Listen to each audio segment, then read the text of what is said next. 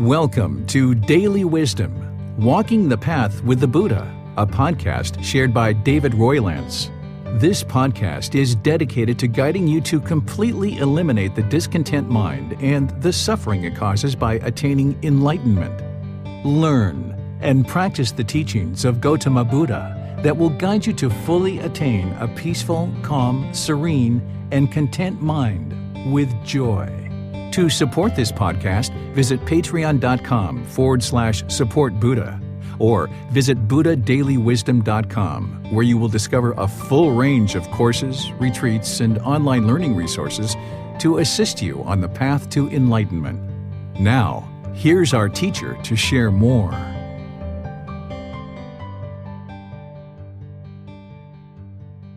Sawadee Kap. Hello and welcome to Daily Wisdom, Walking the Path with the Buddha.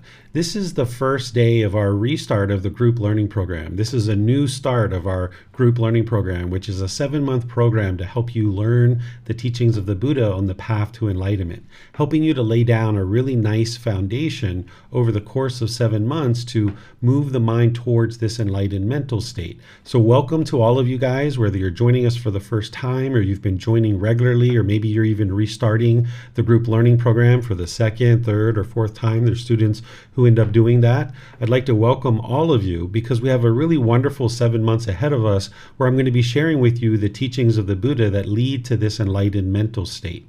And I'd like to just spend a little bit of time talking with you to get you started with learning some very basic things before we actually move into talking about what I've planned to discuss today, which is essentially talking about what the program is, why somebody would be interested in taking this program, and then how we lay out the program over the coming weeks and coming months. But first, let me just start with something here at the very beginning that I typically share with all brand new students who start to learn with me. This path to enlightenment, what it is it's based on learning teachings. Then you reflect on those teachings to independently verify them, and then you practice the teachings in order to train the mind and transform the mind. Essentially, the Buddha discovered pollutions that are in the unenlightened mind. These are called the 10 fetters, or the taints, or defilements, or some people refer to them as pollutions.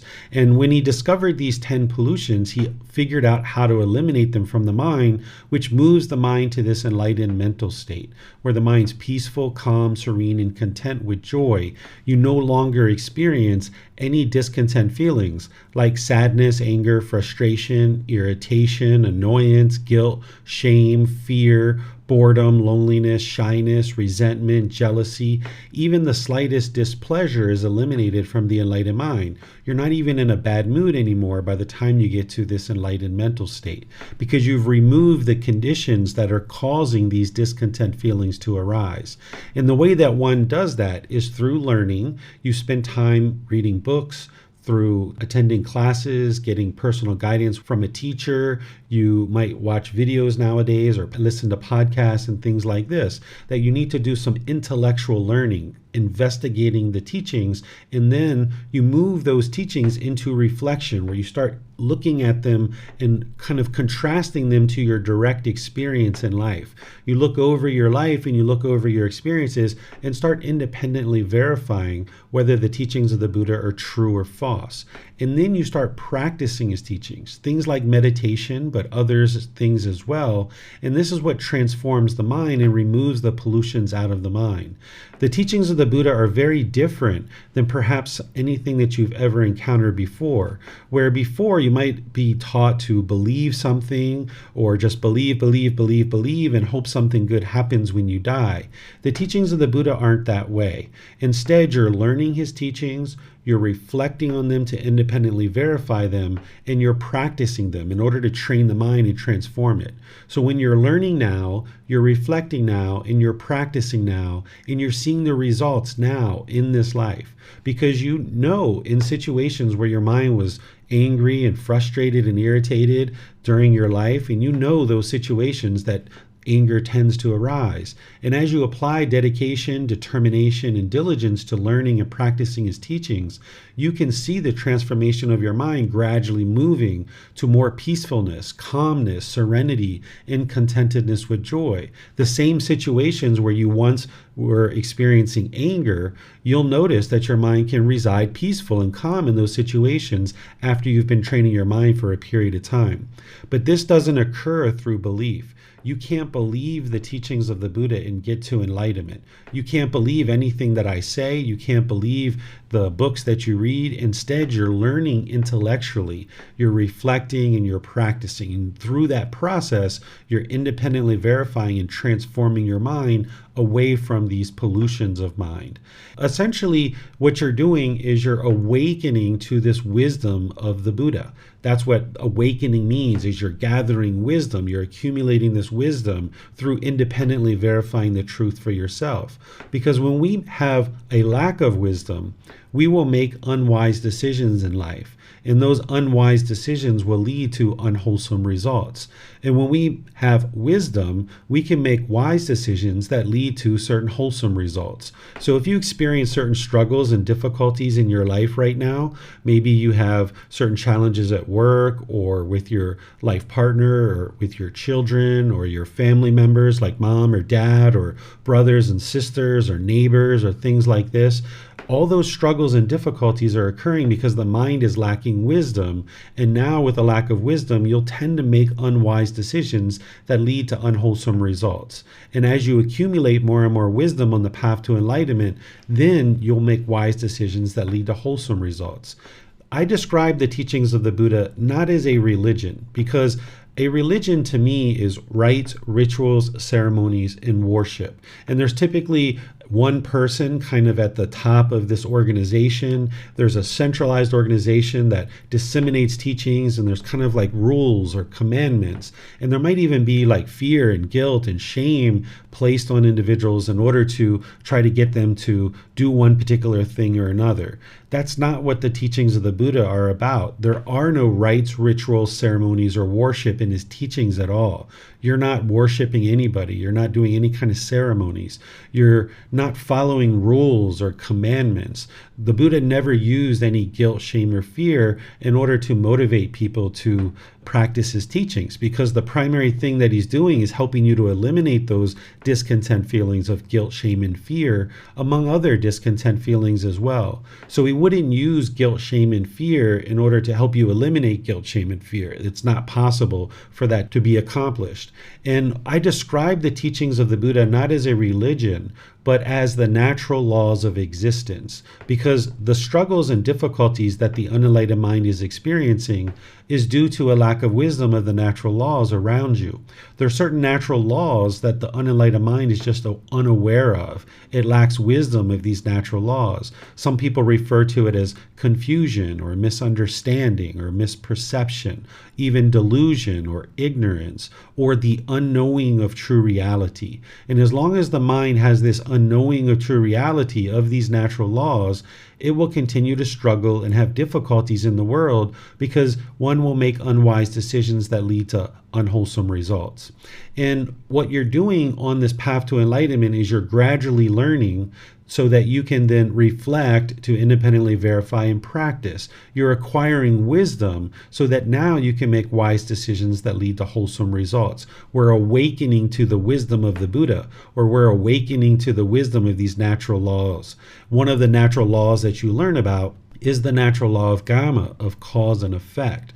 It's not this mystical, magical thing. It's not punishment and rewards. It's literally the results of your decisions. And we're going to be going into this as part of our program. At different times, we're going to be describing this natural law of karma. You might have heard it referred to in that way, which is a certain language called Sanskrit. The original teachings of the Buddha are in the Pali language, which people who study the original teachings of the Buddha will typically use the word Gama, because the word Gama is how to represent this particular word in the Pali language. Now, all the teachings that I share are translated into the English language. There's a few words that I still need to use the Pali language, like Gama or jhana and things like this. There's maybe just 2 or 3, but by and large, all the teachings that I share are all in English. So you're not going to need to learn a foreign language in order to learn and practice and get the results of the teachings of the Buddha. But you'll hear me use this word Gama because it doesn't translate to just one word. It's cause and effect, or action and result, the results of your decisions. And essentially the way you can think about it is a sequencing of events. And among all the other natural laws, you're awakening to this natural law of Gama, of cause and effect, because there's certain decisions that we make in the unenlightened state that are unwise. And because of that cause, or because of that action, it leads to a certain unwholesome effect or unwholesome result. But when you can awake to the wisdom of the natural law of Gama, then you can make wise decisions so that the cause or the action is wise, and then it'll lead to wholesome results. We've awakened to natural laws in the past that you may not even be aware that you've awakened to a certain natural law. You've awakened to the natural law of gravity. At one time in our life, as we were growing up, we didn't understand the natural law of gravity, but we were affected by it regardless of whether we were aware of it or not. And slowly but surely, we started experiencing various problems related to the natural law of gravity because we lacked wisdom of it. We went outside and we did all kinds of things, and we fell down, we hurt our elbows, we bumped our knee, we bumped our head, we knocked over glasses and broke them, we maybe spilled water or milk, we broke our toys, we had all kinds of difficulties with this natural law of gravity. But slowly but surely, through gradual training, gradual practice, and gradual progress, we awoke to the wisdom of the natural law of gravity, where we started learning. By the time we were 10 or 12, we started gathering this wisdom, and we maybe were fully awake to this natural law of gravity, where we learned to tie our shoes, we learned to look at the surface of the sidewalk as we were walking, we learned to walk a little bit more calmly rather than running and jumping all over the place. We're at the point where we eventually were able to ride bicycles or motorcycles, climb ladders, get on airplanes, because we had full wisdom of this natural law of gravity. And that's what you're essentially doing on this path to enlightenment, is you're looking to awake to the wisdom of these natural laws that the Buddha describes. Because the teachings that he describes 2,500 years ago during his lifetime are the same natural laws that exist today. So you can learn his original teachings using his words, and you can awake to these natural laws, and then as you implement them through training your mind and through making wiser decisions about how you conduct yourself with interactions with other beings, you'll find that through that wisdom and making wiser decisions, you will experience improved results. And now the mind will move closer and closer to this enlightened mental state because it's awakening to this wisdom. So as we get started here today, I would like to share with you a few very basic teachings, and then we're going to actually be talking about the program itself and helping you guys get acquainted with what the group learning program is all about. But before we even start talking about the group learning program, I was interested to just jump right in and start teaching you some various aspects of the teachings of the Buddha to help you with some very basic things. All of these things that I'm going to share with you now, we're going to further expand them as we go deeper into the program in the coming weeks, but this will at least give you a little bit of a launching off point. And then after I share this, I will open up to questions. You're able to ask questions through Facebook, YouTube, or in Zoom. You can put your questions into the comment section, or if you're in Zoom, you can electronically raise your hand and ask any questions or follow-up questions directly that you might have. So I'll share a little bit with you, and then I'll open up to questions. I'll share a little bit with you, open up to questions. You'll see that I do this throughout our classes that we have each individual week. So firstly, let's just talk about what is a Buddha. This is really helpful if you're brand new to the teachings of the Buddha to understand what is a Buddha. A Buddha is a human being. They're an individual who independently discovers the path to enlightenment through attaining enlightenment without any teachers. They don't have any help or any guides along the way. They figure out the teachings by themselves of what it takes to move the mind to this enlightened mental state where it's peaceful, calm, serene, and content with joy. They've eliminated all their anger and sadness and frustration and all those other discontent feelings that I mentioned. They no longer experience their mind being shaken up or unsteady or uncalm. So they figured this out based on accumulating wisdom, and it all comes together in their last life where they are able to then get to enlightenment on their own without the help of any teachers. Then, after they awake to enlightenment, to this enlightened mental state, they then decide to share their independently discovered teachings for the remaining time of their life, guiding countless beings to enlightenment. So during the lifetime of a Buddha has deep, profound wisdom. Because they got to enlightenment by themselves, in terms of the path to enlightenment, they only know what leads to enlightenment. They have other wisdom about other things in the world, but in terms of the path to enlightenment, if they've tried a particular technique to train their mind and it doesn't work to improve the condition of their mind, they discard it. And if they do something that works, they know that this is part of the path to enlightenment, so they retain it. So by the time a Buddha gets to enlightenment and they start sharing their teachings, they have deep, profound wisdom because they got to enlightenment on their own, and they're able to help countless people get to enlightenment during their lifetime. Then, after they die, they have preserved their teachings in such a way that countless beings can get to enlightenment after their death. So these are the three criteria that determines that a Buddha is a Buddha. They awaken to enlightenment on their own without the help of any teachers or any guides. They do this independent journey to enlightenment. They then share their independently discovered teachings for the remaining time of their life, guiding countless beings to enlightenment. And they preserve their teachings in such a way that once they die, countless more people get to enlightenment after their death. It's very rare for a Buddha to arise in the world. The last one that the world is currently aware of existed over 2,500 years ago. And as far as the world knows at this particular time, there hasn't been a Buddha since Gautama Buddha. So you can get to enlightenment, but you're not going to be a Buddha by the time you get to enlightenment. You're going to need teachers and guides to help you along the journey. And you're most likely not going to dedicate the rest of your life to sharing the teachings. Although some people who get to enlightenment do decide to share the teachings, but they're sharing the teachings of a Buddha. And then you're not going to preserve these teachings because you didn't find them independently. You're learning the teachings of a Buddha. So a Buddha is very rare in the world.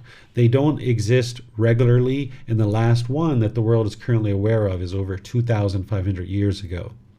So the next question might be, well, what is the path to enlightenment? This is a journey of growing, learning, and evolving through gaining wisdom and knowledge that develops your mind into this pure mind. You're purifying the mind by training the mind in a life practice. You're developing a life practice. And through this gradual training and gradual practice, you'll see the results, which are gradual progress to this enlightened mental state. You'll be able to see that the mind's gradually moving in this direction. But of course, you have to do the work. While a Buddha has an independent journey without the help of any teachers and guides, you're still in this existence. You're not going to be a Buddha, so you'll need a teacher, you'll need guides, but still it's an independent journey for you. It's up to you to decide that you're interested in attaining this enlightened mental state where you eliminate sadness and anger and frustration and other discontent feelings, but you're going to need to be the one who does the work. A teacher can share classes with you, share books and videos, podcasts. We can have personal guidance together where you decide to schedule a personal guidance session and I can help you through personal guidance. And there's all other kinds of ways that a teacher is able to provide resources and teachings to help you. But at the end of the day, it's the individual practitioner that needs to choose to walk towards enlightenment. There's no one that's ever going to force you or try to control you to get to enlightenment, because it's impossible to control somebody or force somebody to get to enlightenment. The way that you get to enlightenment is through your own independent decisions in your own independent practice using the guidance of a teacher. So a teacher can provide guidance, but you'll need to actually do the work to purify the mind and train the mind. And you'll see as we get going in the program how I'm able to help you to learn the teachings to be able to accomplish that in you doing the work by developing your life practice and developing the mind through this life practice. And then, as I've been mentioning and kind of talking about what is enlightenment, we're going to be talking about what is enlightenment and all these other topics here that I'm sharing right now in a lot more detail when we get to chapter 3 in the book and in our classes. But here at the very beginning, the way that you can think about enlightenment is just a peaceful, calm, serene, and content mind with joy. And once you attain this mental state, it's permanent. So by the time you get to enlightenment, it will have been 1 year, 2 years, 3 years, 4 years, and your mind will never experience any more anger, no more frustration. It won't get shaken up. You'll have focus, concentration, clarity of mind, deep memory. You'll see your personal and professional relationships will blossom. You'll see that the mind isn't even in a bad mood anymore. You don't even experience a bad mood. The mind is always in a good mood. So the discontent feelings have been completely eliminated. You won't experience any guilt or shame. Even the slightest displeasure is eliminated from the enlightened mind. So I'm going to pause here and see if you guys have any questions at all, because that's an important part of developing your life practice, is having the ability to ask questions and seek clarification where things are being described that you don't quite understand. You're going to need to ask questions. So we do that throughout the classes where you're able to ask any and all questions that you like. You can put those into Facebook in the comment section or YouTube. There's also a comment section there. And then Zoom also has the comment section. But if you're in Zoom, you can electronically raise your hand and ask any questions by just unmuting your mic, and then you'll be able to ask questions or follow-up questions directly. Okay, I'm not seeing any questions anywhere. So there we go. Looks like Francis has a question. Go ahead, Francis. Okay, thank you, Teacher David. I always am very curious about the life practice. Because my background, I'm always very compliant, structured, and way of doing things. Yeah. So I was looking at there a structured way to call a life practice. Is that like a standard operating thing we do on a daily basis that you'll be sharing later on about what will you do in a life practice on a daily basis toward the journey of enlightenment? Yeah, when we get to chapter 10, we'll be talking about what's called the way of practice, where the Buddha explains in very simple terms what to do on a daily basis. But we're going to be talking about the Eightfold Path, the first 3 classes after today. We're going to be going through the Eightfold Path in detail because it's a core central teaching of the Buddha. And in order to get to enlightenment, you would need to know this Eightfold Path because that is your life practice. When you're learning and practicing the Eightfold Path, you're developing your life practice and moving the mind closer and closer to enlightenment. So anybody who's interested in getting to enlightenment with the teachings of the Buddha would need to know the Eightfold Path inside and out, backwards and forwards. So right at the beginning of the group learning program, I take 3 classes to break up the Eightfold Path into 3 individual sections, and then I take 3 individual classes and go through it in detail using the words of the Buddha. So by the end of the first 3 classes, you will have a very broad understanding of what the life practice is, and you also have a fairly deep understanding as well, because we're going to penetrate into it really deeply. But then that Eightfold Path, then you start learning, like I mentioned in chapter 10, what we call the way of practice, where there's 3 kind of daily things that an individual is practicing as part of developing their life practice. So we'll be getting to that as we go forward in the program. Okay, thank you so much, Teacher David. I understand. Thank you. You may continue. You're very welcome. Pleased to help you. All right, let me just check Facebook and YouTube one more time. Okay, looks like we have a question here on YouTube. It says, patience is not working for years. Only anger is helping in dealing with people. Please advise. So this is a question that I will typically answer as we go through classes. Today is all about helping students to understand what the program is and how we go forward in the program. So this is a student who's studied with me at other times.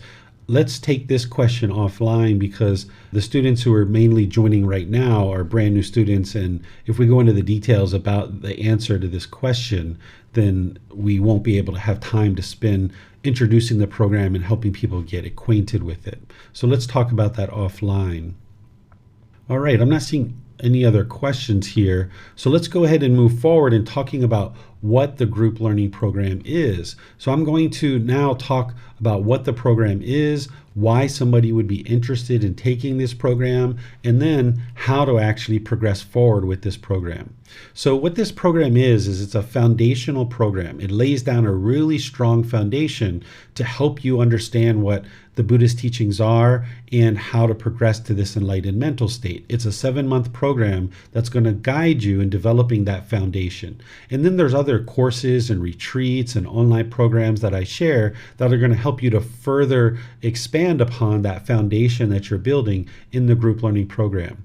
The way that I teach it is through live, interactive, in-person classes at a temple here in Thailand that I teach in the morning. And then I also teach online in the evening. So right now it's a little after 9 p.m. Thai time.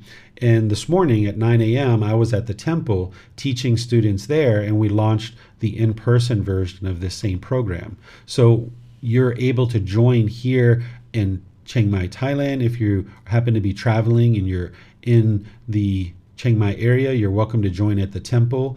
Or if you travel, or if you're not in Chiang Mai, Thailand, you can join through Zoom, Facebook, or YouTube, because these are all methods that you can attend the live classes. The live classes are taught on Sunday and Wednesday at 9 a.m. at the temple, and then Sunday and Wednesday at 9 p.m. here online. And then on Sundays, what I'm doing is I'm going chapter by chapter of this book, Developing a Life Practice, The Path That Leads to Enlightenment. I'm going to give you some links that will help you to acquire a version of this if you'd like, and you can download it for free. You can take it and go print it, or you can get printed versions already created. So I'm going to be walking you through this foundational book, which is part of a 13-book book series. And this first volume is a foundation and a framework to help you understand the teachings of the Buddha on this path to enlightenment. And that's on Sundays, where I'll be going through chapter by chapter. And I'll be letting you know what chapter we're studying. But you can also see the schedule online if you registered for this program, or you see any of the links for the group learning program. You can click on that link and you'll see each date and which topic we're actually sharing in that particular class. On Wednesdays, I'll be sharing with you, helping you to learn meditation, helping you to learn Buddhist chanting, and opening up to questions and answers. Just like on Sunday, on Wednesdays, there's opportunities for you to be able to ask questions as well. So Wednesdays are designed to help you develop your meditation practice. And if you can't attend on any of these days for any reason, either Sunday or Wednesday, they're recorded, so you'll be able to then digest them at your own pace, either Monday or Tuesday or Thursday or Friday or some other day. As part of this group learning program, a Facebook group, which is an online community, which has about 16,000 members in there now.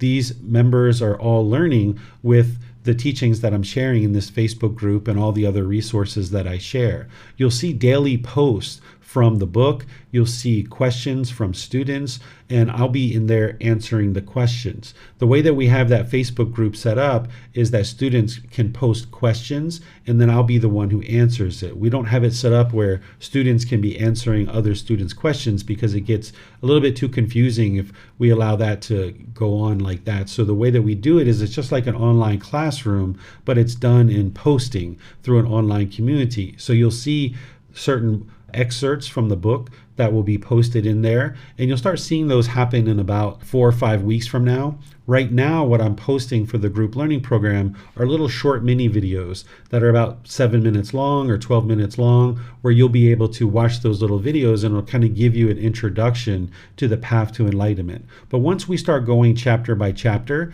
I'll start posting the preface in chapter 1 and chapter 2. You'll see each day I'll be posting in there. You don't necessarily need to go in there and read those if you're already already reading the book. But if you're somewhere waiting at the DMV, waiting for your driver's license, waiting in a doctor's office or something, and you've got your phone with you and you don't have a book or something, you can just pull up the Facebook group and you can start reading some of the excerpts from the book or some of the questions that students are asking and the answers that I'm providing, which will help you to learn. And you can use this as a method for you to get help as well, where you can post questions and then I will answer them for you in there.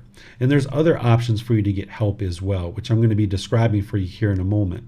We have a video library that's in YouTube. We have a podcast, which is all audio, and there's even audiobooks on our podcast and in our YouTube channel where you can be digesting the content through audiobooks. And there's even quizzes. At the end of each chapter, you'll see a big table that has YouTube videos, podcasts, and even quizzes. You'll see the audiobooks linked in there. So if you have the soft copy of the downloaded book, even if you're reading the hard copy, if you have a soft copy, when you get to the end of the chapter, you can click on that quiz, or you can click on the audiobook or any of the other resources at the end of each chapter.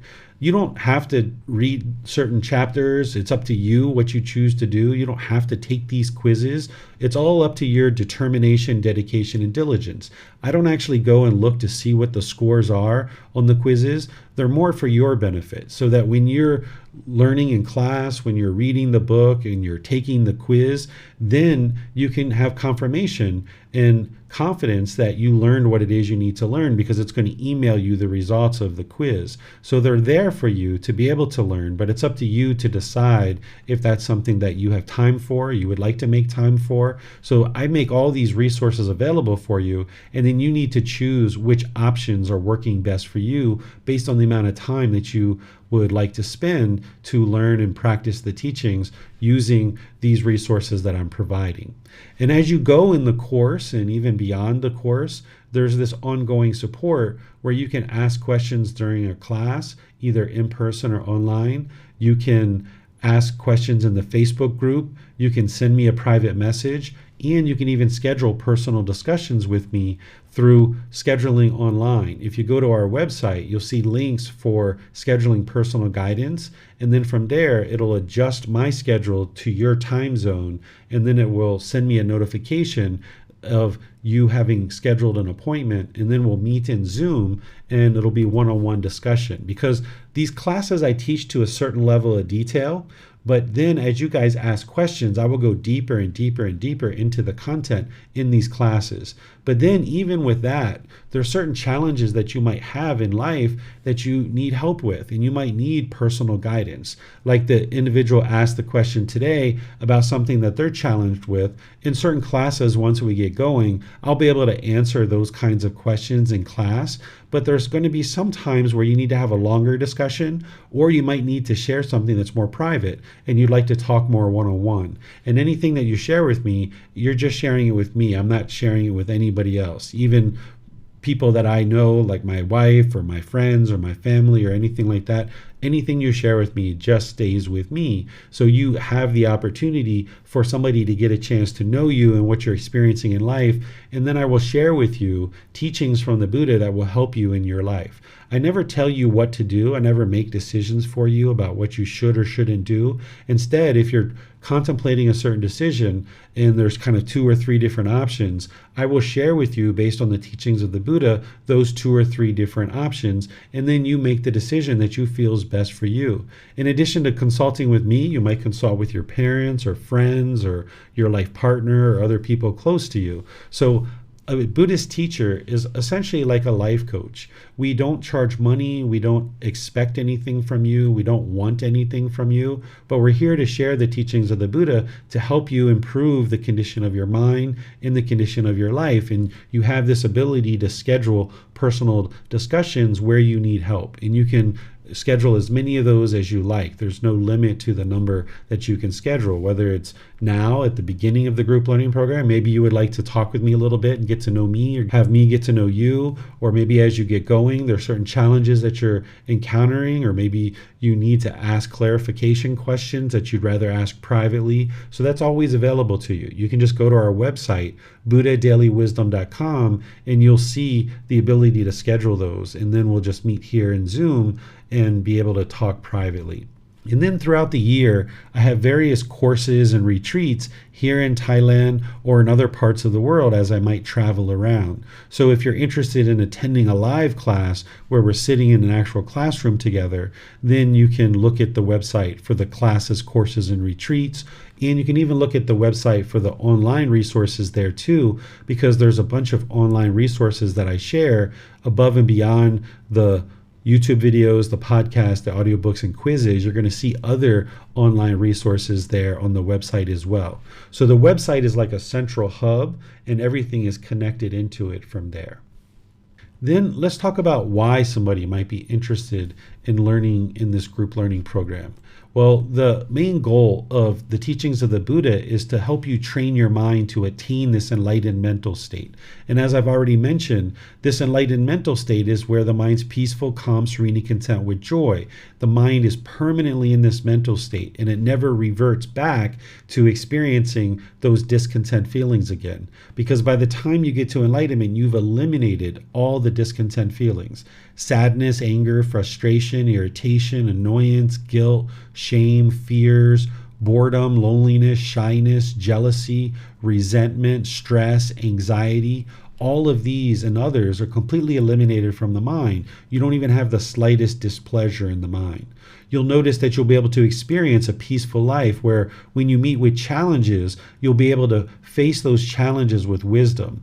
Where now when you meet certain challenges in life, you might look at them as a problem, and you might be really struggling and having difficulties with something that you're encountering in your life. And that's just because there's a lack of wisdom. You're not a bad person. You haven't done anything wrong necessarily. The Buddhist teachings aren't about blaming people of who's at fault or who's right or wrong. Instead, he's providing guidance with you that helps you meet these challenges and helps you meet these struggles so that you can cultivate wisdom and overcome those struggles.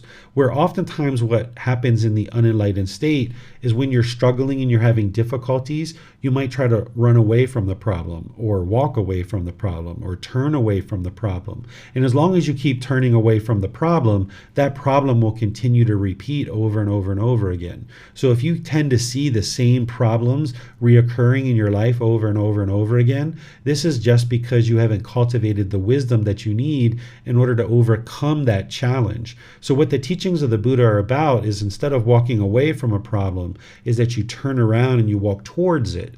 And now you have somebody like me to support you and help you to cultivate the wisdom to overcome this obstacle, so that then having cultivated the wisdom, it won't keep repeating over and over and over and over again. So you can overcome the struggles and difficulties in your life and get to the point where you've cultivated wisdom, and now you can experience this peaceful and joyful mind, but also a peaceful and joyful life.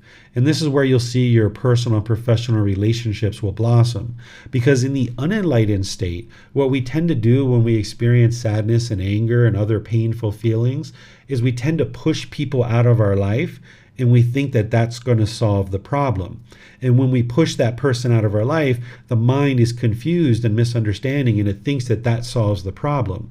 But if you look back, it really doesn't solve the problem when you push people out of your life, because you just get irritated and angry about something else.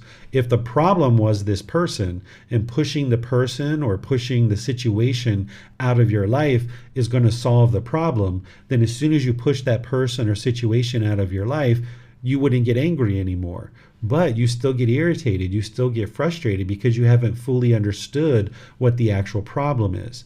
And then what we tend to do when we don't understand the problem is we also become bitter and harsh or hostile or aggressive towards people that are in our life, because the mind is falsely believing that those painful feelings are coming from this other person. So you will tend to be bitter and harsh and hostile and aggressive towards people, and then they will choose to leave out of your life.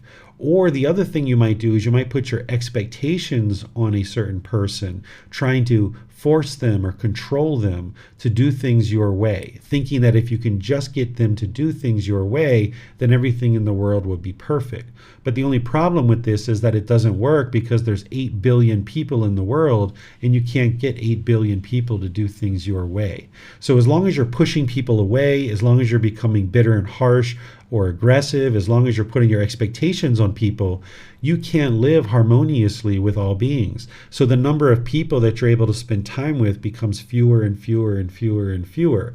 And what this path is about doing the inner work to be able to heal from what hurt you so that you never need to hurt again. That you heal from what hurt you so that you never need to hurt again. This is the inner work that you're doing as part of this path to enlightenment. And as you focus on your own mind and doing this inner work, this development, this growth, this evolution of your mind, then you can get to a point where your personal and professional relationships are improved and they're blossoming because you no longer have this harshness and this resentment or this hostility and bitterness in your relationships. Right now, of course, you probably have situations where that's occurring, but you can overcome that with wisdom. And that's what the teachings of the Buddha are providing you.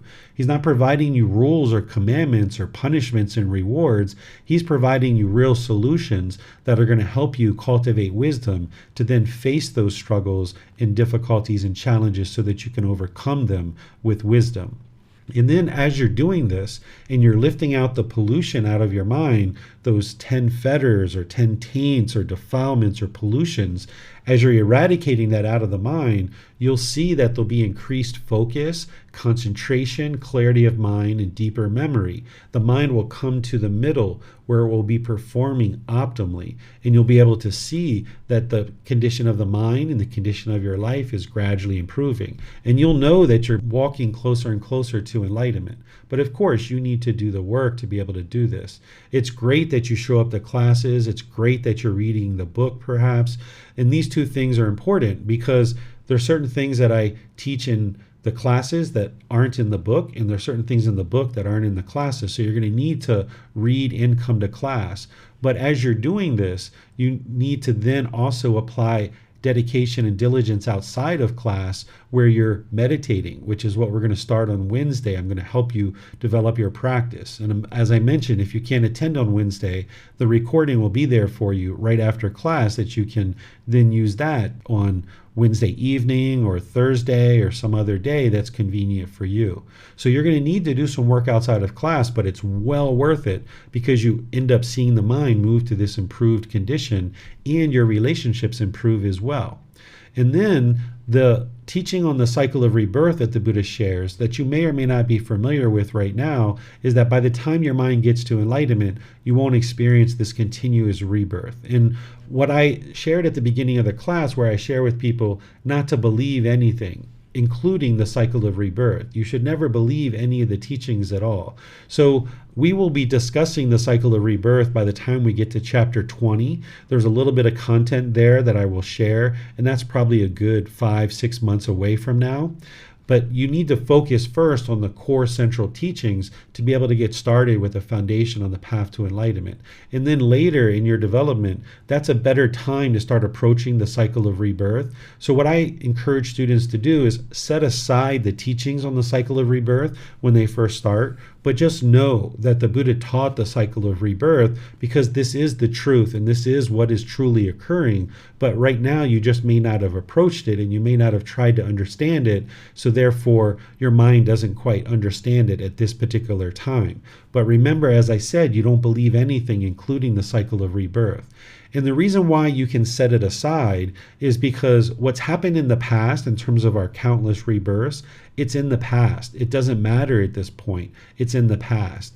And what may or may not happen in the future, it's in the future. So right now in the present moment, you're in this human existence. The mind is discontent. It's experiencing sadness, anger, frustration, and other discontent feelings. So let's be sure we focus on the core central teachings to help you overcome those discontent feelings. Then you can get to enlightenment. And having gotten to enlightenment, you will escape the cycle of rebirth. That's one of the benefits.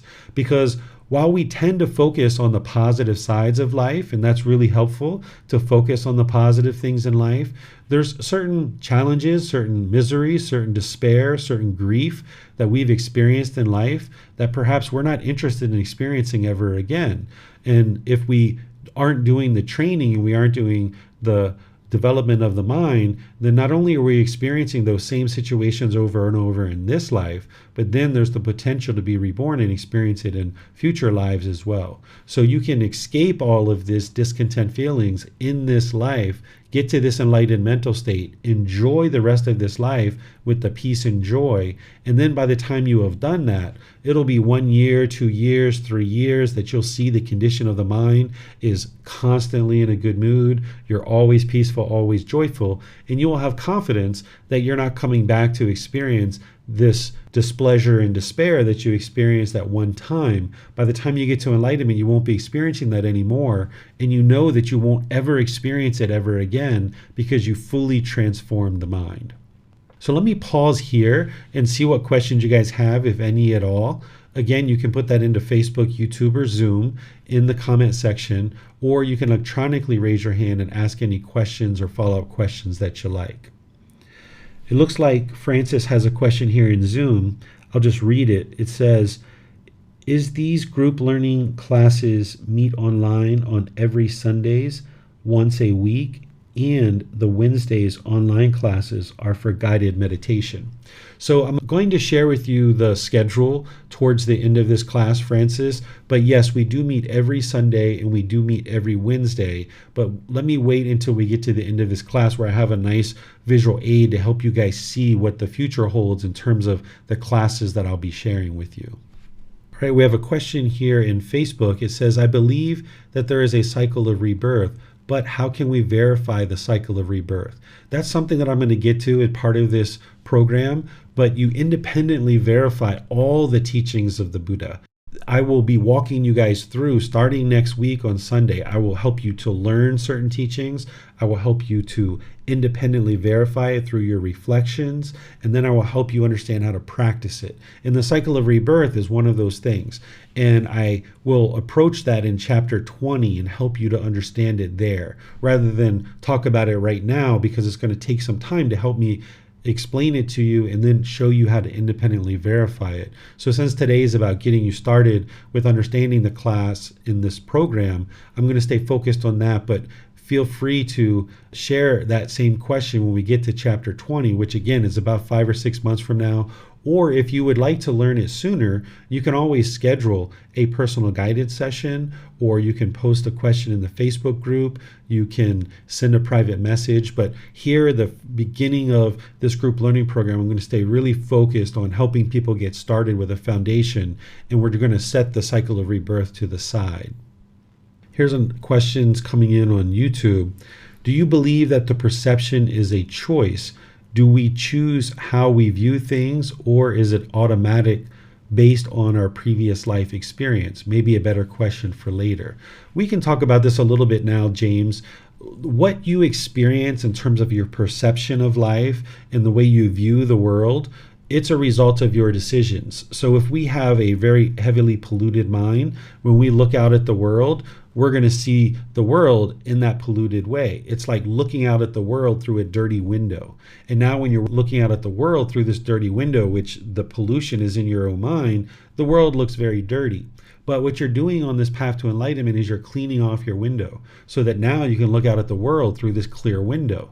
And having trained your mind and gotten rid of the pollution of mind, you can look out at the world through this nice clean window. And that's what is the result of your decisions. We either are walking towards the darkness or we're walking towards the light. Walking towards the darkness is to go deeper and deeper into pollution and unwise decisions. Walking towards the light is walking towards wisdom and improved decision making. And it's up to us to decide which direction we walk. Each individual person is choosing for themselves. Do we walk towards the darkness and continued unwise decisions, or do we walk towards the light in cultivating wisdom and making wise decisions? So we choose how we perceive the world. Here's another question from Becky. Which book should I start with? Thank you. We're going to start with volume 1. In fact, I think the very next slide, yes, we can continue on in our class since it looks like those were all the questions. The book that you're interested in acquiring, and this is the how of the group learning program, is this first book, which is volume 1 of the book series. The book series is titled The Words of the Buddha, The Path to Enlightenment, Revealing the Hidden. And this first book is titled Developing a Life Practice, The Path That Leads to Enlightenment, Volume 1. You can get this book for free by going to the website and downloading it, and you can read it right online on your device if you like. You could take that file and go print it if you like, or if you would like a nice printed copy, they're available on Amazon, where you can purchase them through Amazon if your country has access to Amazon. If you're here in Chiang Mai, I also have them at the temple as well. You can come by the temple and purchase them there. So essentially the way that I have it set up is that the purchasing part is just essentially to reimburse for the printing costs. I provide all these resources available to you at no cost. So depending on if you're comfortable with a soft copy or a hard copy, you can acquire it by going to this website, buddhadailywisdom.com/free Buddha books. Or you can just remember buddhadailywisdom.com, and then from there there's a link that says free books, and you can just download it from there. And then also there's a link to Amazon if you would like to go to Amazon. And from that same page, if you would like to access the audiobook, you'll see the link to the audiobook for volume 1 as well. And the way that I did the audiobook in Spotify and on YouTube is that I have the text displaying on the screen, and then you hear me saying it too. So you can follow along and read it, and you can listen to the audiobook as well, which will really help with comprehension. If you listen to the podcast on any other platform, you're just going to hear the audio. But from Spotify and YouTube, you can see the book and you can hear it at the same time, which really helps with comprehension and retention of the teachings. So between reading this book, either before and or after class, and coming to the class, you'll build up your foundation. And some students will find that reading before class is most beneficial. Some students will find that reading after class is more beneficial. And some people will find reading before and after is wonderful and helpful. It really depends on your learning methods and your style and how your mind functions and how much time you have. One of the things that you're learning on this path to enlightenment is trying to understand how this mind of yours is functioning, how it works, and what kind of makes it tick. For example, when I was in college, for the vast majority of my classes, I knew that I had to show up to the class. I had one of the best attendance records in probably our entire college because I never missed a class, because I knew that being in class, that's how I would learn, is coming to class. And then I would tend to read the book after class. But there were certain classes where I need to read the book before and then attend the class. And then there were other classes that I was really challenged in that I would read before, I would go to class, and then I would read afterwards as well. So you're going to need to find what's working for your particular mind and what works best. But it's this book that you would like to get, Developing a Life Practice, The Path That Leads to Enlightenment, Volume 1. And you'll see it as the very first book on our webpage that has all of our learning resources. On that same page, you'll see all 13 books. You don't necessarily need to download them all right now. You can just get the first book. But then you're also going to see other resources as well. You're going to see a picture of the Buddha, a high resolution picture. You're going to see a one-page chanting sheet. You're going to see the slides that I use. I actually have them uploaded there as a PDF. You're going to see a chart which has kind of like the teachings in summary form. You're going to see various resources in that location, and I put those out there for you guys to be able to access them and make it easy for you to be able to learn and grow on the path to enlightenment. Then let's talk some more about the how of this program. So one chapter a week is essentially what I'm going to be covering as we go through the group learning program in this live, interactive, in-person or online classes at the temple or in Zoom, or you can watch through live streaming through Facebook and YouTube. And these classes are live 9 a.m. at the temple and 9 p.m. here online. And if you miss any of these classes, which I'm sure you will over a 7-month period, they're recorded and you can watch the recording because they're available for replay. Remember that this is an independent study. It's an independent journey where you're reading the book, listening to the audiobook, watching videos, listening to podcasts, taking quizzes, and asking questions. And again, you need to find the right mix of what's working for you based on the amount of time that you would like to devote. The classes themselves, they're anywhere from about an hour per class. Some of the classes might go to an hour and a half or 2 hours. I think an hour and a half is kind of typical, is what the classes tend to be. But there's definitely some that are maybe an hour, and there might be some that go a little bit closer to 2 hours. So if you're attending 2 classes a week, or if you're watching the replay of 2 classes per week, that's about 3 hours right there. And then you're probably reading about, in some cases, maybe 20 minutes, 30 minutes per week, or there's a few chapters that might take you an hour. And what I would suggest you do is just read like 10, 15, 20 minutes a day. Even on those chapters that are an hour long, just read like 10, 15, 20 minutes, a little bit per day. It's kind of like if you were to take a bite of food, you would like to take a small bite, chew it for a little bit, and then swallow it. Whereas if you took a real big bite, it would be harder to chew it and harder to swallow it. So by you choosing to take smaller bites of reading, where you're reading 10, 15, maybe 20 minutes, you'll be able to digest it. You'll be able to reflect on it for 24 hours or 48 hours, and then you'll be able to take the next bite. Whereas if you sat down and you read the entire chapter in 1 hour, it's a lot of content and it's really meaty, and you don't give your mind any chance to breathe and really think about what it is that you had just learned. So by taking smaller bites, 10, 15, 20 minutes a day, you'll find that you'll be able to fit it into your schedule easier, and you'll be more readily able to reflect on it, retain it, and then benefit from what you've learned. As I mentioned at the beginning of the class, you would like to independently verify all the teachings. You're not interested in believing anything. There's no belief in the teachings whatsoever, including the cycle of rebirth. You never ever believe anything. Instead, you learn, you reflect to independently verify, and then you practice. And that's where the real transformation is happening, in the practice. One of the challenges that you're going to experience as you learn the teachings of the Buddha is you will learn the teachings and you will start intellectually understanding them. And you'll even reflect on them and you'll independently verify that they're true. But then as you're moving them into practice, you're going to find that sometimes it's a real challenge. If you're putting pressure on yourself to be an expert or a master right away, you might understand something intellectually and you might get really frustrated that you can't practice it right away because you're challenged because of the challenges in the mind. So you'll see as we get started in the next 3 classes that as I introduce you and go into detail about some of the various teachings of the Buddha, you'll understand them intellectually, but you might really struggle to move them into practice because that's where the real transformation of the mind is occurring, and you're getting rid of the pollution of mind. So you're going to need to cultivate a certain amount of patience on this path to enlightenment, where you patiently understand and be kind to yourself to understand that it's going to take you some time. You can't just read the book, snap the fingers, and get to enlightenment. It took the Buddha 6 years to get to enlightenment himself. So it's going to take you a few years to get to enlightenment, but you gradually work towards the goal. You don't try to rush, you don't try to hurry up. You can't hurry up and get to enlightenment. You need to gradually train the mind. One of the biggest myths about the teachings of the Buddha is people think that he sat down under a tree, that he meditated, and he instantly got to enlightenment. This isn't true. It's a big myth about the teachings of the Buddha.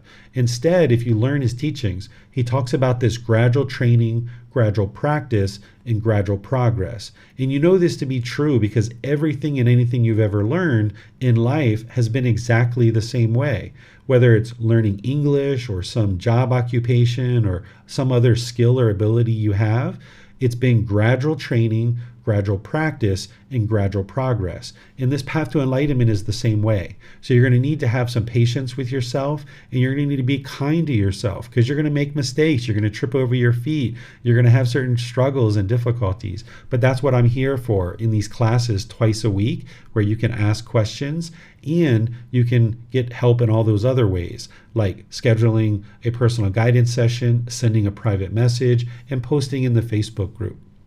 As we go forward, I will help you to establish a daily meditation practice.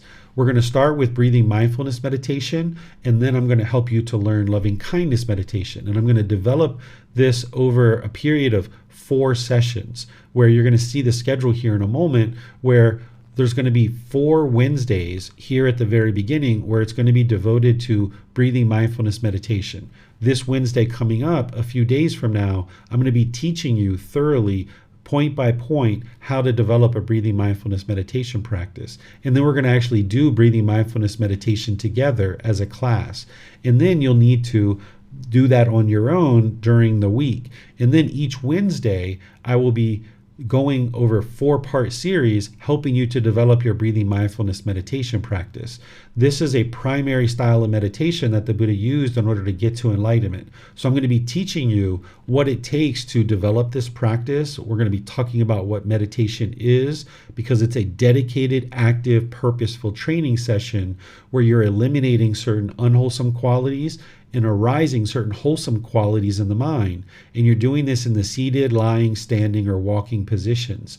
And I'm going to be helping you and walking you through and showing you what is it that you're eliminating from the mind and what is it that you're cultivating, so that you can see yourself the why. Why are you meditating? And connecting that to your journey to enlightenment. And then we're going to do the same thing with loving kindness meditation. After our 4-part series of breathing mindfulness meditation, there's going to be a 4-part series on loving kindness meditation. And I know this is quite a challenge, but I'll just share this, is that if there's other things that you've learned related to the teachings of the Buddha, as best as possible, see if you can set those things to the side. There's certain myths, there's certain misunderstandings, certain things that people have maybe been exposed to that you might need to set aside. One of them I just mentioned: if you've been taught that the Buddha sat under a tree, he meditated, and he instantly got to enlightenment, this actually isn't true. You're going to need to set that aside and realize that it's untrue. You can see through the words of the Buddha that I share with you that he doesn't say that at all. He actually says just the opposite. He talks about it being gradual training, gradual practice, and gradual progress. But depending on what you might have seen about the teachings of the Buddha in other places, you're going to find that certain things that you might currently understand or think that you understand about the teachings are in conflict with what I'm sharing with you. And where you see that, whether you're reading, whether you're in a class, whether you're watching one of the videos or podcasts or what have you, be sure you ask questions. You can say, hey, David, I read this book, or I studied with this teacher, or I went to this retreat, and this is what they shared with me. Why is what you're sharing different than that? Can you help me understand?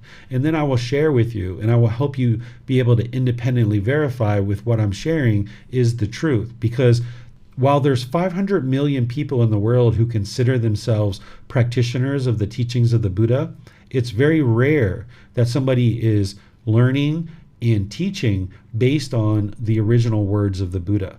It's very rare in the world for somebody to have access to the original words of the Buddha, because they've been hidden for a very long period of time. That's why the title of this book series is The Words of the Buddha, The Path to Enlightenment, Revealing the Hidden, because these teachings have been really hidden for a long period of time because they're in 45 large volumes of books. There's this big book. This is just one book. The teachings of the Buddha are in 45 large volumes, this big, right? This is about 10 centimeters thick or 4 to 6 inches thick. And there's 45 books, and it's very expensive to print it out. So the average person doesn't even have access to these books. Even the average Buddhist temple that you go to doesn't have these books. So depending on where you've actually learned, they most likely weren't studying and they weren't teaching based on the original words of the Buddha. So what I'm sharing with you is based on those original words of the Buddha, and oftentimes it's going to be in conflict with what you have learned if you've learned things other places. Because the Buddha died over 2,500 years ago, and people have changed his teachings since then. So what we have in the world is we have an enormous amount of misunderstandings. In fact, there's a chapter dedicated in this book, chapter 24, which is titled Misunderstandings of Gotama Buddha's Teachings. We're going to get to that at the very end of this program, where I'm going to be going through a lot of the common misunderstandings that you're going to see in the world. So as you are noticing those conflicts or those differences or things you've heard and you're not quite sure why I'm teaching what I'm teaching, be sure to ask those questions, because I can share with you why I teach what I teach. I can show you the original words of the Buddha, of what he actually taught, and I can explain it to you in a way that you can independently verify it and practice it and see the truth for yourself. Now, if you've never learned the teachings of the Buddha and this is your very first time learning, then you're probably at a little bit of an advantage because you're a clean slate and you can now learn with the original words of the Buddha, and you can then learn, reflect, and practice, and you can see the truth through learning with the original teachings. But that doesn't mean if you've learned other places that you're somehow, going to be hindered from getting to enlightenment. You certainly can, but you're going to need to confront those areas where there's conflict or there's differences and ask questions to get clarification, so that then on this independent journey that you're on, you can learn, reflect, to independently verify and practice and get rid of any kind of things that the mind is holding on to that isn't truly the teachings of the Buddha. Because if people modify a Buddha's teachings, this is to their own harm and to the detriment of many people in the world. The Buddha talks about this during his lifetime. He describes that one should not change his teachings, that as soon as you modify a Buddhist teachings, essentially they're not potent anymore. It's not the path to enlightenment. One of the things that a Buddha is doing during their lifetime, because they have such deep and profound wisdom about the path to enlightenment, is they're laying down lights along the path to enlightenment, illuminating this path as clear as possible so that as many people as possible can get to enlightenment during their lifetime. Well, if somebody changes and modifies a Buddhist teachings, it's like knocking over the light. It's like putting out the light. And now the path isn't as clear anymore, and people can very easily veer off the path in one direction or another. So a Buddha is putting down these lights along the side of the path, making it very clear of what it takes to get to enlightenment. So that's why you would like to base your life practice on the original words of the Buddha, so that then you can see what did he teach and what he didn't teach. And then you don't believe those books. You don't believe your teacher. You learn, reflect, and practice and be able to see the truth that the condition of your mind and your life is gradually improving. Then I would like to share with you something that I share with students who are first starting with me, is that no one ever has accomplished anything great and magnificent through complacency. One of the things that you're going to probably be aware of as you start getting on this path is initially you might be really excited and gung-ho and kind of shoot out of the gates wanting to do so many things to learn these teachings. But then at some point, complacency might come in. After 2 weeks or a month or two, it's a matter of continuing to look at Facebook, or do I go meditate? Should I keep watching this TV program, or do I go meditate? There can be this complacency, this dullness, this lethargic, this lack of motivation and enthusiasm can come into the mind. When something's brand new, oftentimes there's all this enthusiasm and you can rush out of the gate towards this particular thing.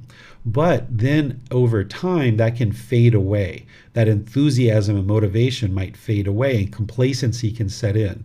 Where you see that complacency setting in, where the mind doesn't want to move away from that darkness, it wants to stay in this life of doing unwholesome things or unwise things, or just continuing to brainlessly surf social media or what have you. Recognize that for what it is, which is the mind just being dull and lethargic and complacent, and decide that you're going to investigate the teachings. You're going to pick up the book. You're going to come to class. You're going to reach out to your teacher for help. You're going to meditate. This is what you would like to do, is move the mind towards investigating the teachings, arising some energy so that you can see the joy start coming into the mind. Because as you investigate the teachings and applying energy to doing that, you'll start seeing this joy spring up in the mind, because the mind's becoming more pure and more clean because you're clearing out the pollution. But if you allow the mind to be complacent, dull and lethargic, unmotivated, unenthusiastic, then your mind's just going to stay in that darkness and that dullness.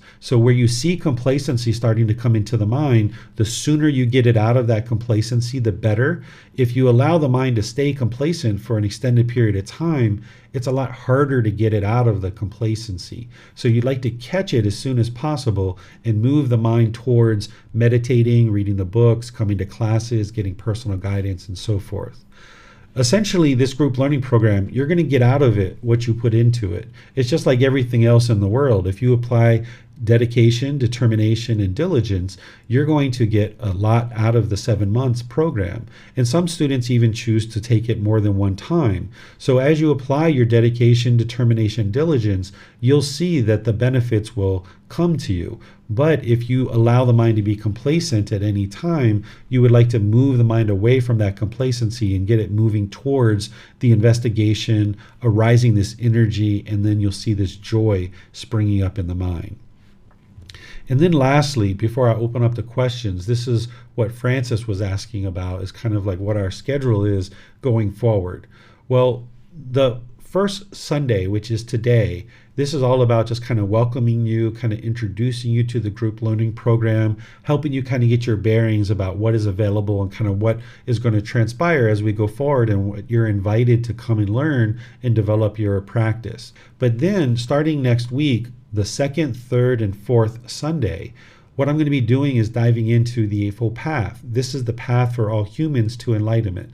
The Eightfold Path is broken up into 3 sections: the wisdom section, moral conduct, and mental discipline. And what I'm going to be doing is I'm going to be having 3 individual classes using the original words of the Buddha so that you can see what he taught. And then I'm going to be teaching you through the original words of the Buddha in those 3 classes, where we're going to take this really deep dive into the Eightfold Path.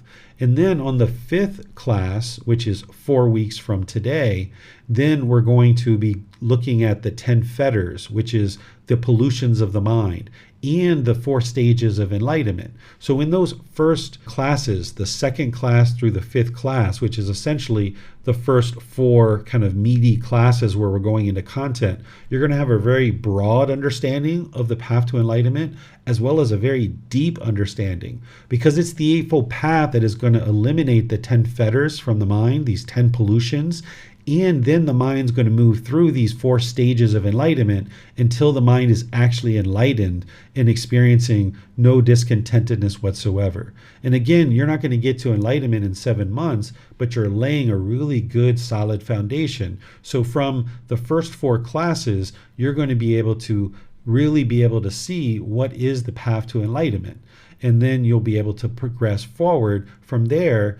On the 6th Sunday, I'm going to start in this book from chapter 1. And that's the point where we're going to be going chapter by chapter by chapter. And you'll be interested in reading each of those chapters as we go forward. So if you would like to start reading some of the book now, I would say read the preface when you get the book, and read chapter 4 and 5, because that's what I'm going to be teaching over the 2nd, 3rd, and 4th Sundays. So chapter 4 and 5 is what I'm going to be teaching, but then we're going to start over at the beginning of the book. So you can read the preface in chapter 4 and 5. And then on the Wednesdays, the first 4 Wednesdays, I'm going to be helping you develop your breathing mindfulness meditation. Starting this Wednesday, I'm going to be going through teaching you in detail what breathing mindfulness meditation is and how to actually do it. And then we're going to actually be doing it together on each of those 4 Wednesdays. And then you'll be able to develop your practice outside of class on Thursday, Friday, Saturday, Sunday, and so forth. You can be developing your meditation practice over those first 4 weeks. Then, having gotten some stabilization of your meditation practice and starting to get more confidence with it, then we're going to bring in the second form of meditation on the 5th, 6th, 7th, and 8th Wednesdays, where I'm going to first use the first class to go in detail and explaining to you what loving kindness meditation is, why we do it, what you're transforming in the mind, and then we're going to be doing loving kindness meditation together. And I will develop over those 4 classes the ability to help you to develop your meditation practice, where you can then be doing breathing mindfulness meditation and loving kindness meditation in your daily life. And then if you would like to learn Buddhist chanting, I'll be teaching a 4-part series on Buddhist chanting. And then from that point forward, then we'll be rotating between breathing mindfulness meditation and loving kindness meditation.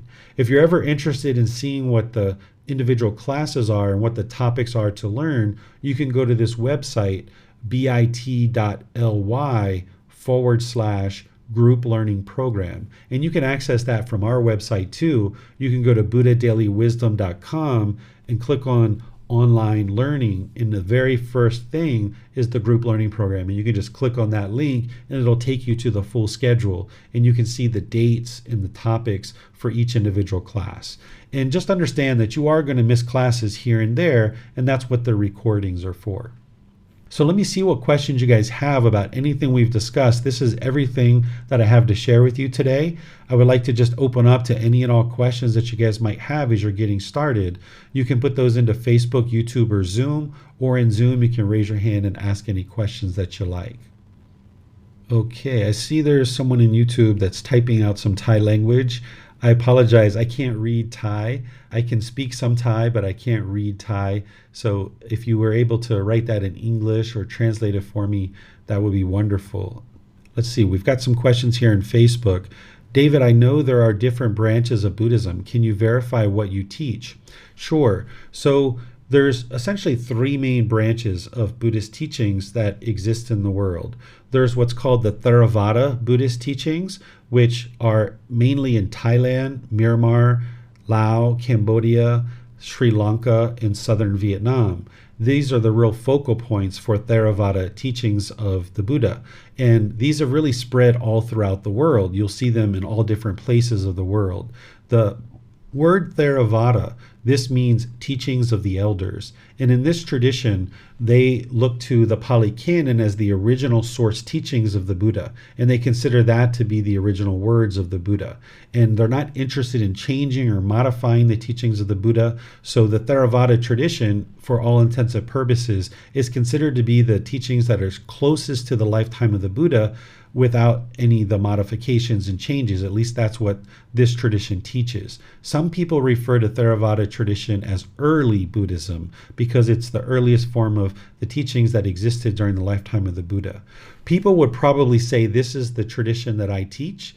I consider that what I teach is the words of the Buddha, but most people would probably consider that I teach the Theravada tradition because I'm in Thailand and also I'm looking to the Pali Canon as the original source teachings, and I'm not interested in modifying or changing his teachings, but instead helping you to see what he actually taught so that then you can experience the enlightened mind.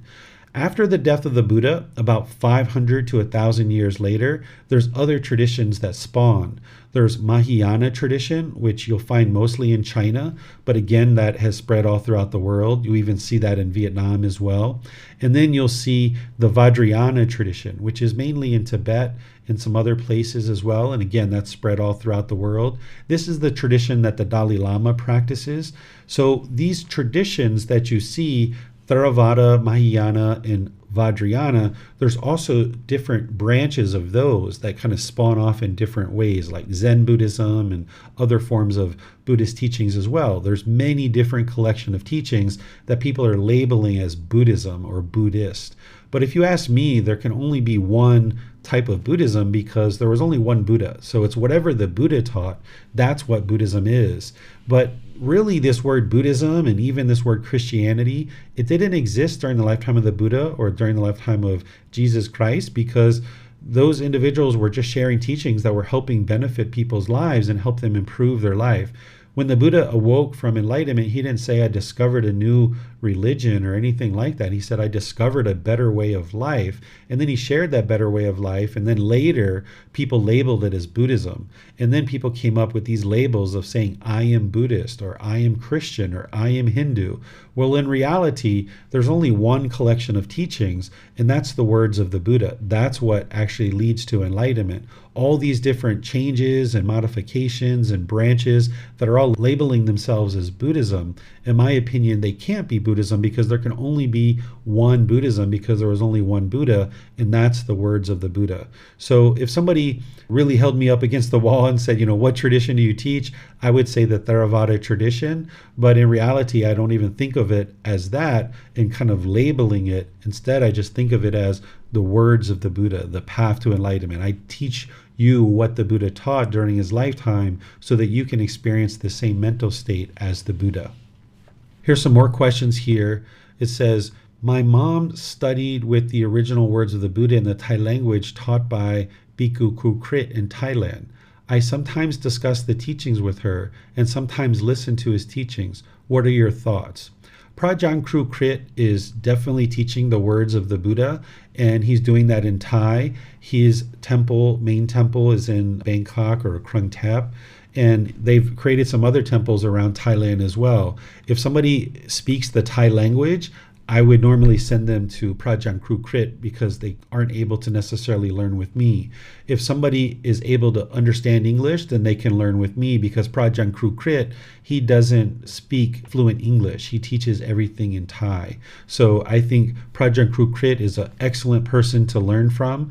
And by you talking about the teachings with your mother, this is going to help both of you guys bring the teachings up into your mind and be able to retain them more and be able to practice them more. And then with you being able to also learn them in English, it's going to help you as you enter into this wider international community of people who are speaking in English, that then you'll be able to speak in English and share the teachings and communicate on the teachings, discuss the teachings, and bring them up into your mind as well. And I see your other follow-up question here is, would it be wise for me to continue doing that while learning with you? I think, yeah, there's no harm whatsoever in learning with Prajang Kru Krit because he's teaching the words of the Buddha. If you can maintain your teachings in Thai and then you can maintain your teachings in English, you might be able to start drawing the comparison between the two, and this can be helpful for you. But if you find it to be too much and too confusing and too much content, you might decide to either stop learning with me and just learn with Prajang Kru Krit, or stop learning with Prajang Kru Krit and just learn with me. But if you can manage all that content and manage it in both languages, there's no harm in learning it in both of those languages. The important thing is to learn with the original words of the Buddha. That's really, really important. If you're reading a book from any number of different authors and many different books that are out there in the world, I always suggest for people for their first 1 or 2 years to really focus on these collection of resources that I share, because you can get really confused by going to places where they're not sharing with the original words of the Buddha. There are some teachers like Prajang Kru Krit, he requires people who ordain with him to stay with him at his temple for 6 years before they ever go out anywhere else and learn anywhere else. I don't do that because I'm not set up in the same way as Prajang Kru Krit, but I definitely encourage students at least a minimum of 1 year, maybe even closer to 2 years, just focused on using these resources, these books, these videos, these classes. And remember, you're not believing the teachings. You're learning, reflecting, and practicing. And then after that, as you got a really strong foundation, sometimes it's actually helpful to go look at other teachers' resources, because then it'll help confirm what you've learned, because you'll see how other people are sharing the teachings and they're not practicing with the words of the Buddha, and it can help you to clarify what it is that you've actually learned. So there are some students who've been learning with me for many years, and they will sometimes pick up a book or attend a class with somebody else after having learned with me for a period of time, and then they'll discuss with me what they've learned with another teacher, and then I can help them see with clarity the words of the Buddha, and it helps to solidify the teachings that they've learned. So you're welcome, Rhonda, and I'm sorry, I don't know if I can pronounce your name properly. I know you've written it out for me before, but I hope I pronounced it properly. But if not, feel free to correct me and let me know. But you guys are both welcome for the answers that I provided for you. Let's see. We have some more questions coming in on YouTube. I found the Spotify podcast. Okay to start the chapters 4 and 5 there. Sure, absolutely. That's the audiobook, and you're going to see the text on Spotify, because now Spotify allows podcasters to put videos on there. So I uploaded it on Spotify as a video, but it'll be audio on all the other podcasting sites. And I see some thank yous here in YouTube. You're very welcome. And let's see, there's some questions here coming in on Zoom. No question, but would like to express gratitude for your teaching. You're very welcome. Pleased to help you, Stephen. Looks like Vladimir has a question. Is it okay to do loving kindness meditation and breathing mindfulness meditation in the same session? For example, first 2 minutes mindfulness meditation, after that 5 minutes of loving kindness, and finally 6 minutes of mindfulness meditation. This is actually the way that I teach it, is I teach you to do breathing mindfulness meditation first, and then move into loving kindness, and then finish up with more breathing mindfulness meditation. If you're doing it to that exact amount of time, then that's your choice. But that's usually how I structure it, is breathing mindfulness, loving kindness, and then more breathing mindfulness. So feel free to do it that way. You'll find that it really helps. But when you're in meditation, if you're noticing that your loving kindness meditation, if you're noticing that it's really permeating in the mind and you're getting a lot of loving kindness into the mind, you don't need to do that breathing mindfulness at the end, because what that's doing is cutting off any thoughts that are coming up in the mind. So if you're noticing that you've done breathing mindfulness and then loving kindness, and the loving kindness is permeating in the mind, you can just continue with that. You don't necessarily need to put in that additional session of breathing mindfulness meditation. Let's see. Thai language in YouTube chat by DVJ is Satu. Okay. Thank you, Panya. I see you there. All right. Well, I'm not seeing any more questions here, I don't think. Let me just verify this. All right. Yeah, I'm not seeing any more questions. Francis, you confirmed that your hand was from before. After you have your question answered, Francis, you should be able to put your hand down. And then that way, if there's a new question, you can raise your hand up and I'll know you have a new question. Is this still the old question or you have a new question? No more question, David. I'm done. Thank you so much for your sharing. Okay, you're welcome. Yeah, just take a look at Zoom. There should be a way for you to put your hand back down. That way we'll know if you have a new question or not. So what I'm going to do then is I'm just going to officially end class today by thanking all of you for choosing to start this program and decide that you're interested in learning the teachings of the Buddha. Because as you learn these teachings, it's going to help you. It's going to help those that are close to you, because you're going to be causing less and less harm to the people that are around you. And it's going to help all of humanity become a more peaceful, loving, and kind society. So I really admire people when they choose to do this inner work, because I know how challenging it is. It's really challenging in some situations. It can be a real struggle. But of course, there's a lot of enjoyment along the way too. So you kind of balance out your practice with this enjoyment and this fun, as well as this, challenges that you'll face as you go forward on the path to enlightenment. And I know that it can be really challenging. So as you're meeting with those challenges, feel free to reach out and ask for help. You're not bothering me. This is what I do. I dedicated the rest of my life to sharing these teachings with anybody and everybody who has a sincere interest in learning and practicing these teachings. And I'm so confident that these teachings work to get to enlightenment that I provide them at no cost. I let anybody and everybody have access to these teachings, whether it's books, videos, podcasts, audiobooks, whether it's classes, courses, or retreats, the personal guidance. I make everything available at no cost, removing the obstacles so that you can then just step forward with your energy and effort, with your dedication, your determination, and your diligence, and then you can experience the results of this enlightened mental state as you move closer and closer to it. So I'm very confident that you're able to make progress on this path, and that's why I do what I do and provide it at no cost. And I just have such deep admiration for people who choose to do this work, because in some cases, staying in the darkness, that's like the easy thing. But in reality, it's actually quite difficult to continue to experience sadness and anger and frustration.